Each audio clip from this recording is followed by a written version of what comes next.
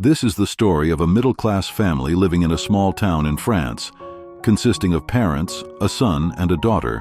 After completing their studies, son Stéphane and daughter Sandrine get jobs in Paris, just 15 kilometers away. However, within a few days of their employment, the siblings, instead of commuting from home, decide to rent an apartment in Paris and live there.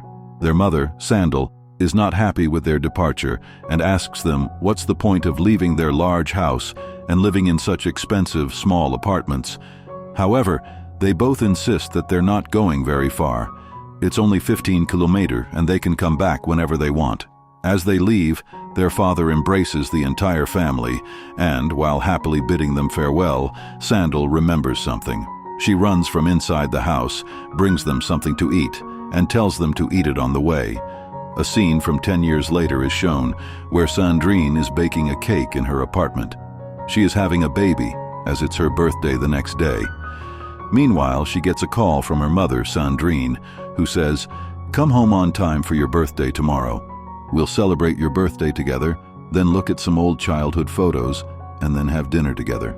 Sandrine then starts talking to her about her childhood, but Sandrine gets bored and hangs up, telling her to talk later. After the call is hung up, Sandrine calls her son, Stephen, but despite it being a holiday, Stephen makes a face at her call, puts his phone on silent, and puts it under the bed. Sandrine then sends him a voice message, telling him to come home on time for his sister's birthday. The next day, Sandrine and Christian bake a birthday cake for Sandrine and wait for the two siblings to arrive. Sandrine is celebrating her birthday with her friends, and Stephen doesn't come home for his sister's birthday. Sandrine repeatedly calls Sandrine's number, but it takes a long time. When she still doesn't pick up, Christian calls her partner Regis's number, and Sandrine finally has to talk to him. Christian tells her that she hurt her mother, so she should talk to her. However, Sandrine becomes very angry and refuses to talk to him. Christian tells Sandrine that it's okay if you can't come. I'll pick you up and drop you off later. However, Sandrine needs to get some sleep after partying with her friends, so she makes an excuse and says, "There's a lot of stuff lying around here, so I can't come today, but I'll definitely come next Sunday." Her partner Regis also gestures for her to go to their place, but Sandrine refuses. Sandrine didn't go home for her birthday last year either, so Sandrine becomes very angry and starts throwing the cake she made with her own hands into the dustbin. Christian tries to reason with her, telling her that she's ready to work all week. The poor girl must be resting after being tired, but Sandal is so angry that she refuses to eat. Then, she receives a call from Stephen. She realizes Stephen dialed her number by mistake. When he tries to hang up, Sandal reminds her, "I've ironed your shirts. Please get them back." He actually sends his clothes to his mother for ironing, but he doesn't come to pick them up himself. He hires a delivery boy. The siblings are so immersed in city life, work, and friends that they don't even have time to talk to their parents, let alone visit them. Christian and Sandal are left alone. Their children always make excuses, forcing them to suppress their desires, but Sandal has become unbearable. The next Sunday, when Sandrine calls her at Regis's request, Sandal angrily tells her, "Well, you asked if I was alive or dead." Now she tells Sandrine, "I'm not sure if you're dead or alive. It's okay, but don't forget Christmas next month. I'll cook your favorite meal and feed you that day." Sandrine says, "I've given up non-vegetarian food." She quickly hangs up. Christian and Sandrine are then shown shopping for Christmas. We learn that Christian often buys lottery tickets. Meanwhile, Stephen calls her phone, wanting to get some shoe-shining tips from his mother, but Sandrine shakes her head and refuses. Christian tells her, "Your mother and I are coming to Paris next week, so your mother would be very happy if you came to lunch with us that day." Stephen initially tries to refuse, but after much persuasion, he agrees. Sandrine is overjoyed. The next week, she bakes a cake and goes to the city with Christian. However, Stephen's grumpy boss forces Stephen to do extra work, forcing him to forget about lunch with his parents. But Sandal was determined to meet him today, so she came to Stephen's office with Christian. As soon as he learned of their arrival, he remembered that he had to go to lunch today. He quickly went to his boss's office, took his ironed clothes, and was about to leave. Sandal asked him to at least eat some cake before leaving, but he promised to visit her next week and went inside. After she left, Christian said, "Let's go see Sandrine." Sandrine works as a receptionist at his partner's dental clinic. They called her number and reached her clinic. Sandrine was standing outside smoking. Seeing her mom's call, she made a sad face, disconnected the call, and put the phone in her pocket. This angered Sandal. She couldn't believe her children would make such faces at her call, so they returned home without meeting her. Christian calmed her anger. He tries to avoid the conversation, but he can't get it out of his mind that Sandrine makes such a face after seeing his call. Stephen comes home on Sunday, but his mom is out on an errand. Christian asks him if he'll be home for Christmas, but Stephen is still in a hurry. He says, "I don't know if I'll be able to come because I have to go to a seminar at that time." Christian realizes he's making excuses, and in fact, he's planning to go somewhere with his friends. He angrily tells him, "There's something called family. How can you put anything else above that?" After he leaves, Christian tells Sandrine that Stephen won't be coming for Christmas. Sandrine is utterly shocked. Just then, Sandrine calls Christian and says the same thing. "Tell Mom I won't be home for Christmas because I'm going to Italy for a week."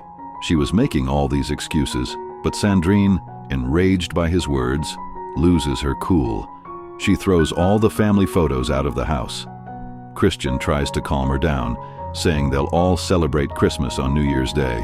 But Sandal becomes furious at this, saying that to celebrate Christmas on New Year's Day, you'll have to cross over his dead body first. Christian doesn't know what to do. The next day, after helping a beggar, when the beggar prays for more money, he says that peace of mind is enough. The owner of a shopping store tells him about a lottery winner whose wife was leaving him, and as soon as he won the lottery, she came back. Hearing this, a devilish smile appears on Christian's face. When he returns home that evening and finds Sandal still fuming, he tells her that he has a solution to bring them home for Christmas. Sandal asks, "Well, is that possible?" He then tells her his plan. "We'll tell them that our huge lottery has been won and they'll chase us." At first, Sandal thinks the idea is utterly ridiculous, but she wants to celebrate Christmas with her children, so she agrees to support Christian in his plan. He calls them to tell them the lottery news. Initially, they don't answer his calls at all, and even when they do, they pretend to be busy and hang up without even listening. But finally, he tells them the news via voice message. His arrow hits the mark, and the siblings abandon their work and head home immediately, as their parents had also stopped taking their calls. Afterward, they arrive home with a bottle of wine and start sweetly talking to their parents. They were both very excited to hear about the lottery, but Christian and Sandal hold back their laughter and continue talking to them in a normal manner for a long time. Eventually, both of them agree. The siblings lose their patience and ask how much they've won. Christian and Sandal hadn't thought about the lottery amount yet, so Sandal says 8, Christian says 10, and together they say 18 million euros. Hearing this, both siblings are left speechless, as 18 million euros was a huge sum. Sandrine tries to deflect the conversation and ask them about their shares, but they say they'll take some time and make a decision after careful consideration. During dinner, Sandal asks Sandrine why she's given up eating non-vegetarian food. Sandrine says that everything is fine with family. After dinner, the siblings had planned to stay, but Christian and Sandal remind them of their busy lives and ask them to leave. Before leaving, the siblings hug their parents, and, as they leave, say they're free for dinner tomorrow as well. After reaching here today, he could not sleep the whole night, and even at midnight, he keeps sending love messages to his mom and dad on their phone. Christian and Sandal had lied to their children about winning the lottery, but Christmas was still days away, so they had to convince them of the lie. To do so, they did a lot of shopping to make themselves appear rich to their children. Christian bought a duplicate Rolex car from a black market and rented a Lamborghini to visit Sandrine and Stephen. Sandal took Sandrine shopping with her, and Christian was afraid that even the slightest scratch on the car would cost him dearly. Sandrine went to an expensive fashion store with her mother and selected a number of branded items, but when it came time to pay the bill, Sandal pretended to bring home her purse full of money. Christian and Sandal were enjoying this drama, and whenever they were alone, they would laugh out loud talking about their children. Stephen's grumpy boss also found out about his dad's lottery win, and this led to a scandal. To seize the opportunity, he sweetly tells her, "I want you to be my business partner. You just need to take money from your father and invest it in my business." He then invites her father to play golf with him the next day. The next day, Christian meets Stephen and his boss for golf. Before they can broach the subject of money, Christian's stick accidentally hits Stephen in the face, forcing him to go to Sandrine's partner, Regis's dental clinic. He angrily tells Sandrine, "Enough is enough.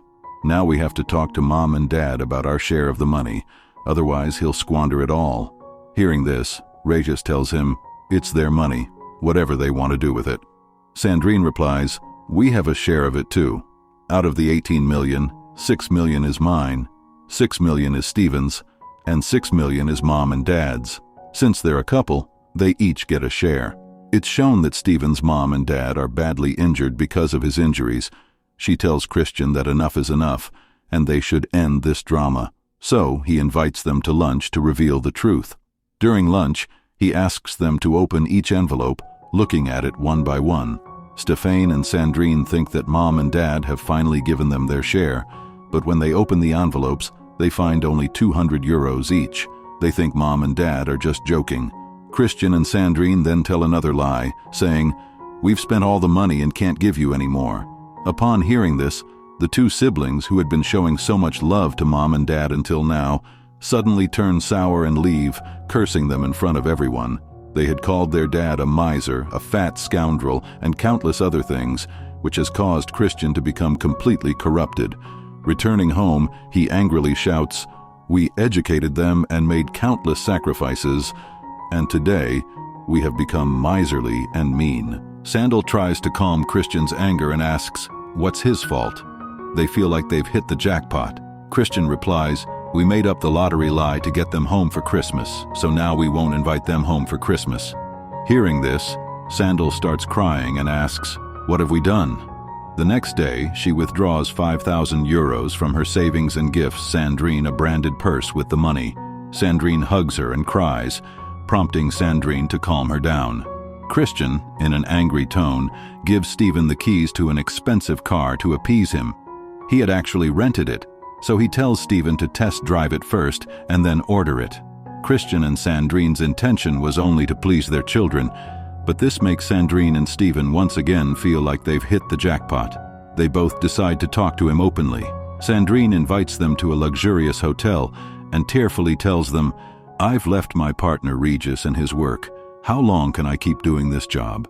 I also have dreams, and I want to open my own coffee shop, and only you guys can help me." Hearing this, they both take a deep breath. Then it's shown that they go to their bank. The bank manager is overjoyed to see them, as she had somehow heard about their lottery win. She thought they would deposit all their lottery money in their bank, but in reality, they had come to collect their life insurance money. The manager retorts, "Well, you're leaving us just because you won the lottery and going to another bank." But without explaining anything, they insist on their decision and decide to give their life savings of 61,876 euros to their two children. They thought that with this money, Stephen would buy himself a nice car and Sandrine would reconnect with Regis, after which she could spend the money however she wanted. He also clearly says that now do not mention Christmas to him at all. Sandal agrees. Christian takes one check to Stephen, and Sandrine gives the other to Sandrine. However, they both have bigger plans that can't be fulfilled with this money. Stephen had already agreed to invest his share of 6 million euros with his boss, while Sandrine had already closed a property deal for a coffee shop and was also waiting for her 6 million. Christian and Sandrine didn't know where to get that much money. The next day, when Sandrine video calls them for the money, they tell her that they've come a long way for a vacation. Meanwhile, Stephen, desperate for money, goes straight home. He finds the house locked, but he finds a key under a flower pot outside. Opening the door and looking inside, he's astonished to find his parents talking to Sandrine on a video call with a scenery of snowy mountains behind them. The sight of Stephen sends the ground tumbling from under their feet. Christian tells Sandrine, "We're here." They forgot to take the second key from under the flower pot. The next scene shows them both sitting in front of Stephen and Sandrine, looking downcast.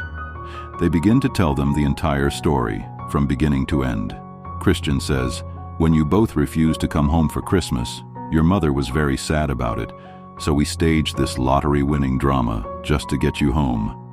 We wanted to tell you several times later, but we were so happy to see you both around," he says, "so we decided to let this play continue for a few more days." He apologizes to them for the act, and they laugh as he says this. Seeing them laugh, they both simply say, "Do you even realize what you've done?" Afterward, Sandrine goes to her hotel and, with great difficulty, sells the branded purse her mother gave her to pay the bill. From there, she goes straight to her partner, Regis, and tells him, "My mom and dad didn't win the lottery." Regis had nothing to do with the lottery before, and neither now, so he simply tells her that you didn't even once think about what will happen to me after you leave. On the other hand, when Stephen's boss also finds out about this, he angrily fires him from the job. Seeing Stephen upset, a colleague from his office tells him that no matter what your parents did, parents are parents after all.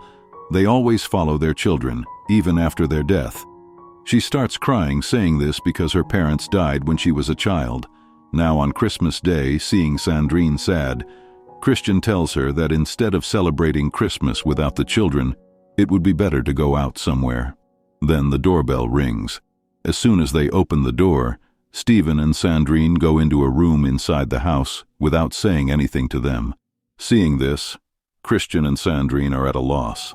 They open the door and see that both their children are singing the same Christmas song for them that they used to sing for them in their childhood, although they are singing very out of tune. But Christian, seeing this, the Sandals become very emotional and finally breathe a sigh of relief. A year later, at Christmas, Christian goes to the same shopping store to buy some groceries and, as usual, scratches a lottery coupon. However, seeing the lottery numbers, his eyes light up, and he puts the coupon in his pocket and runs home. He's barely able to speak in his excitement, but when Sandal finally understands what he's trying to say, they both quickly head straight to the lottery office, where they are given a lottery check for 1 million euros. Hiding their faces, they return home, and until late at night, they keep touching and staring at the check. They're unsure what to do with the money, fearing that if they tell their children about it, they might become greedy and regress. Anyway, they'd given them all their savings, and they'd started a small business in the city. Things were going very well, so they decide to take some time to think. Since Stephen and Sandrine had told them they wouldn't be home for Christmas, they both start packing their things to go somewhere. They tell Stephen and Sandrine that they're going to the hospital for knee surgery, and so they head off to a beach far away. Stephen and Sandrine end up right at the hospital. They wanted to surprise their parents, so they lied to them, saying they wouldn't be there for Christmas. But when they arrive at the hospital and can't find them, they video call them. On the video call, Christian and Sandrine pretend they're sitting near the hospital's swimming pool. Stephen and Sandrine start walking towards the pool and ask them to raise their hands and make a gesture so they can see them. Christian tells Sandrine that they'll have to tell them now. With this, the movie ends. Friends, if you liked this video, then do like it. And if you also live away from your parents, then do go and meet them sometimes, because for parents, their children are their whole world.